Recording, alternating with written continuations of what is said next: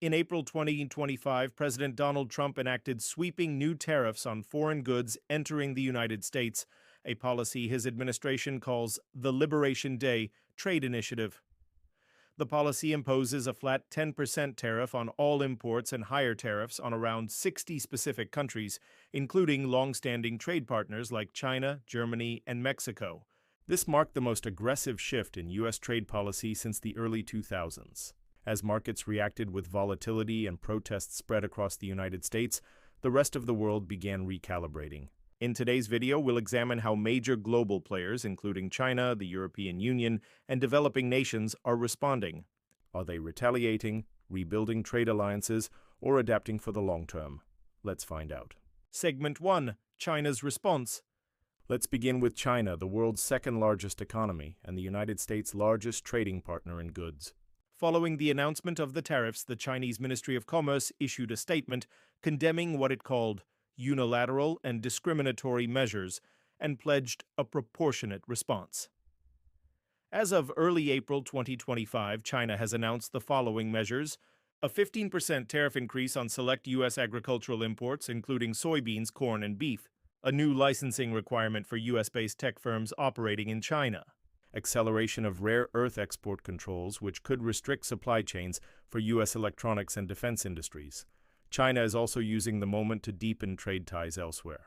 The Belt and Road Initiative, which includes infrastructure and trade investments across Asia, Africa, and Europe, has been expanded in recent months. In March 2025, China finalized a yuan-based trade agreement with Brazil and expanded its currency swap deals with Russia and the UAE. These moves suggest China is attempting to hedge against future dependency on U.S. trade and reduce dollar reliance, a long-term goal that predates the Trump tariffs. Experts note, however, that China is unlikely to match tariffs dollar for dollar due to its export-heavy model. Instead, the Chinese government is emphasizing strategic diversification and import substitution to stabilize its domestic economy. Segment 2. The EU's strategy. Across the Atlantic, the European Union has reacted with strong diplomatic language, but a more cautious economic posture. European Commission President Ursula von der Leyen described the tariffs as a threat to the multilateral trading system and called for immediate consultations through the World Trade Organization. However, the EU has not yet implemented retaliatory tariffs.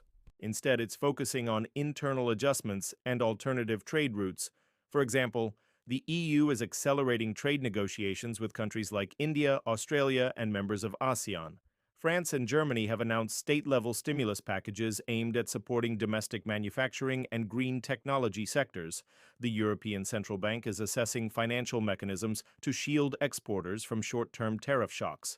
Germany, in particular, is vulnerable due to its strong auto and machinery exports to the U.S. Industry leaders have warned of potential job losses if the tariffs remain in place long-term. At the same time, the EU remains wary of escalating the conflict, especially given its dependence on U.S. defense cooperation and its own internal divisions. Analysts suggest the EU's response is focused more on resilience than retaliation. Segment 3. Developing nations. Diverging paths. The impact of Trump's trade policies on developing nations varies significantly depending on their economic structure and geographic position. Let's take a closer look. India has emerged as a potential beneficiary. With tariffs making Chinese goods more expensive in the U.S., multinational corporations are accelerating their shift toward Indian manufacturing. According to India's Ministry of Commerce, exports to the U.S. rose 6.8% in Q1 2025, primarily in textiles, pharmaceuticals, and electronics. India has also proposed a new bilateral trade deal with the EU, hoping to cement its status as a non-aligned manufacturing hub. Vietnam and Mexico are experiencing similar booms as companies look to relocate supply chains out of China. However, these gains are not without challenges, including labor shortages, rising wages, and infrastructure constraints. On the other hand, Latin American economies like Brazil, Chile, and Argentina are encountering difficulties. These countries heavily rely on exports of raw material, such as soybeans, copper, and oil, to both the U.S. and China. Trade disruptions and currency volatility are threatening their economic recovery post-COVID. In Africa, reactions are more muted. Countries in the African Continental Free Trade Area are seeing an opportunity to focus on intra-African trade. However, many still depend on U.S. food aid, apparel exports, and development financing, making a direct response unlikely.